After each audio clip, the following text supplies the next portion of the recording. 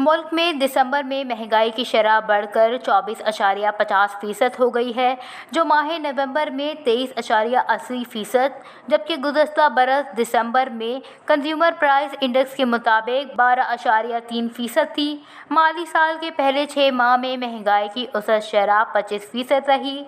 प्याज, अंडे, गंदम, चावल, मुर्गी, दालें महंगी रही। माह नवंबर के मुकाबले में दिसंबर में जिन अशिया की कीमतों में इजाफा हुआ, इनमें प्याज, अंडे, गंदम और दीगर अशिया हैं। माह नवंबर के मुकाबले में जिन अशिया की कीमतों में कमी हुई, इनमें टमाटर, आलू, बिजली के चार्जेस, मोटर ईंधन समेत दीगर अशिया शामिल हैं। गुज़श्ता बरस दिसंबर के मुकाबले में रवा बरस दिसंबर में जिन अशिया की कीमतों में इजाफा हुआ, इनमें प्याज, चाय की पत्ती, चावल, सरसों का तेल और दीगर अशिया हैं, जबकि गुज़श्ता बरस के मुकाबले में रवा बरस मसाला जात की कीमतों में 8%, गुड़ की कीमत में 2.6% और बिजली के चार्जेस में 2.6% कमी हुई है।